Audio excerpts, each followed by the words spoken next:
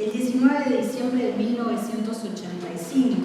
Y ahí se menciona una marcha que se había realizado días atrás hacia el Parlamento de un grupo de meretrices, que era un poco el término que se usaba en la época, que fueron a exigirle a los legisladores varias cosas, pero fundamentalmente el fin de la represión policial.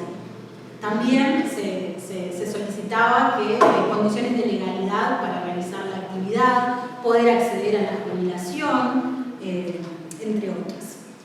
También se menciona en esta nota que están en proceso de constituirse como sindicato y que prontamente tendrán su sigla. Y estos son como los primeros pasos de lo que fue la Asociación de Meretrices Públicas del Uruguay, AMEP. O sea que en la dictadura hubo represión, porque era mucho más las represiones, porque vos cuando te llevaban ibas a orden público primero, después ibas a manillamiento, lo cual estabas en un cuarto lleno de vidrio que vos si no te podías desnudar porque del otro lado te estaban viendo. Después del manillamiento ibas a vicios, y de vicios ibas a narcóticos. O sea que podías pasar una semana presa, que en el tiempo de la dictadura, pero se trataba, las mujeres tratábamos todas, no digo todas, pero la mayoría, de tener nuestra libreta al día. He escuchado relatos también, ¿no?, de compañeras, porque he tenido la suerte de cruzarme con muchas de ellas a lo largo de mi camino, en el camino político activista. Y muchas compañeras relatan situaciones de extrema violencia, de tortura, de persecución, de cuestiones arbitrarias que tienen que ver con la detención arbitraria, que tienen que ver con la coima específica, ¿no? Y es un tema del que recién ahora se está hablando públicamente, recién ahora están logrando algunas compañeras ponerle la voz a esos relatos y a esas experiencias de vida que me parecen profundamente necesarias. Nosotras ya conocíamos esas historias por relatos en primera persona de compañeras que nos decían cómo les había afectado a ellas y qué había implicado la dictadura para ellas en la cuestión de habitar una identidad travesti trans, que es una cuestión en la que nunca se logró hacer foco y recién ahora se está pensando y escribiendo e investigando sobre eso, ¿no? Y qué importante porque también muchas de ellas ya no están, pero unas pocas quedan todavía. Entonces creo que es profundamente necesario, porque gran parte de las que podrían haber contado también se están yendo o se han ido ya. Pero sí existía una cuestión de impunidad total en cuanto a la detención arbitraria de las nuestras, y sobre todo de aquellas, no necesariamente las que estaban en el ejercicio del trabajo sexual, sino de cualquiera que portara una identidad que no fuera la de varón o mujer en estas cuestiones del binarismo de género obligatorio, ¿no? También tiene que ver con reproducción de roles sociales asignados para, por ejemplo, a las compañeras travestis, mujeres o feminidades travestis, las ponían a limpiar y baldear las celdas, los pasillos, o sea, a ese nivel de... porque era también una cuestión de esclavitud, además de las cuestiones de abusos, violencias, había una cuestión de esclavitud y todo tenía que ver con lo mismo, todo tenía que ver con que era una persona, para ellos, en aquel momento, una persona travesti era totalmente abusable y violable porque no contaba con ningún tipo de derecho, de ningún tipo de reconocimiento y de derecho menos. La represión policial fue mucho más grave, mucho más severa, porque yo me acuerdo que en la dictadura vos corrías y te daban, si no tenías la libreta al día, te daban 24 horas. Después de la dictadura te daban hasta 48 horas. No en el mismo lugar, pero te iban pasando cosas de que vos fueras cumpliendo las horas. No podías trabajar tranquila. O sea, siempre una nueva que fuera a parar a trabajar, caía presa y bueno, esa nueva podía sacar a todos teniendo una relación con el comisario. Acá está la frontera de Visoria, ¿viste? Entonces se combinaban los brasileños y los uruguayos. En la Plaza Internacional agarraban a las que estaban de este lado y del otro lado agarraban las brasileras. Se combinaban ellos. Ah, sí. Y eran 24 horas rigor, ¿no?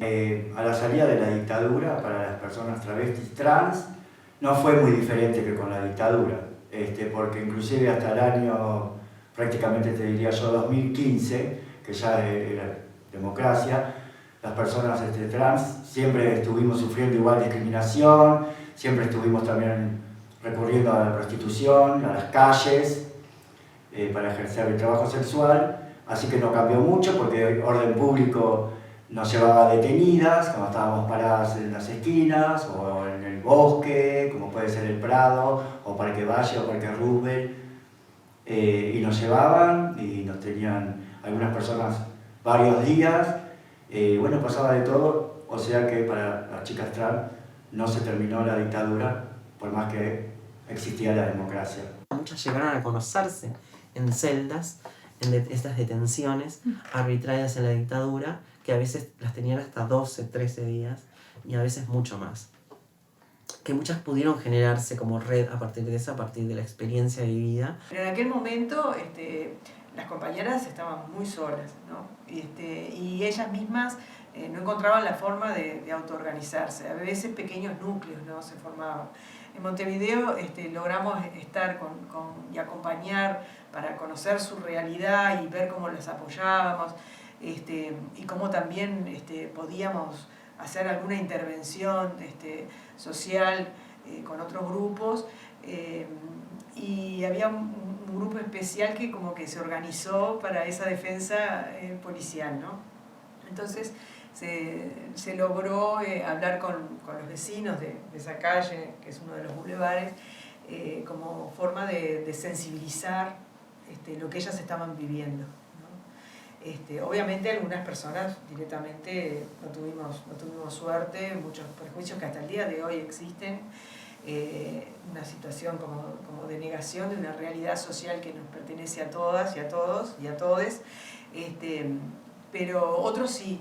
Entonces se logró, en aquel momento fue como un logro impresionante que muchos de los vecinos dejaran las rejas abiertas o entreabiertas para que cuando vinieran los policías se escondieran.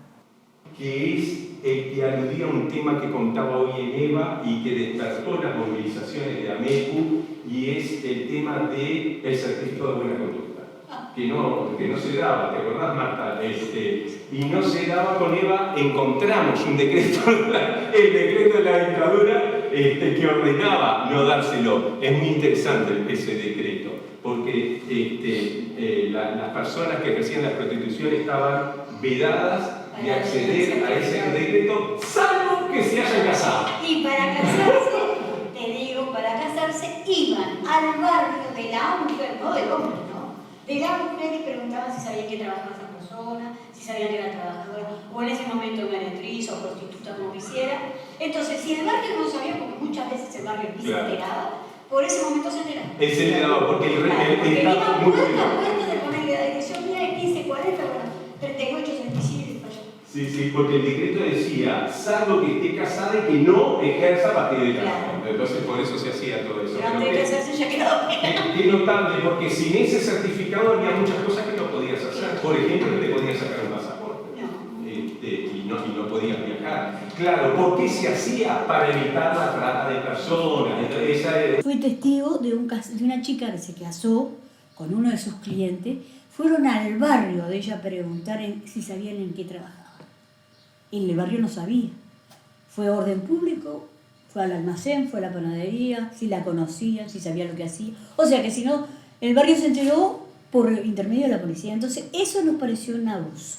Bueno, organizarse también fue el camino que siguieron algunas personas travestis, sobre las cuales recaía la represión constante sobre sus identidades, también con el apoyo de algunas organizaciones sociales de carácter religioso preocupadas por el tema del VIH y de las disidencias sexuales, crearon en 1991 la Mesa Coordinadora de Travestis.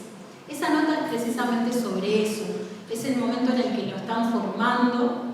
Ahí aparecen dos compañeras, que no aparecen los apellidos, Adriana, la primera que aparece a la izquierda, y Michelle, que es la que aparece a la derecha. Que también le decían Michelle, ¿verdad? Sí, ahí va. Que después, a partir de otros textos, puede reconstruir que es Michela Banucci. Bien.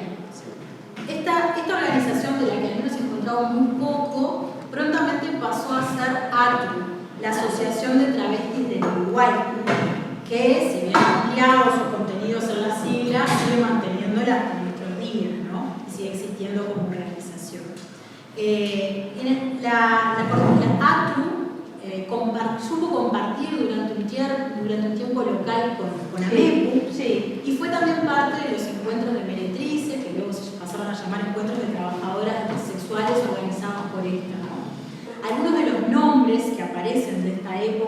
Mariangela Menucci, Gloria Meneses, Estefanía Mirza Curvelo, Antonella Fialio, Karina Pankiewicz, Selva Quirós, Cris Cardoso y entre tantas otras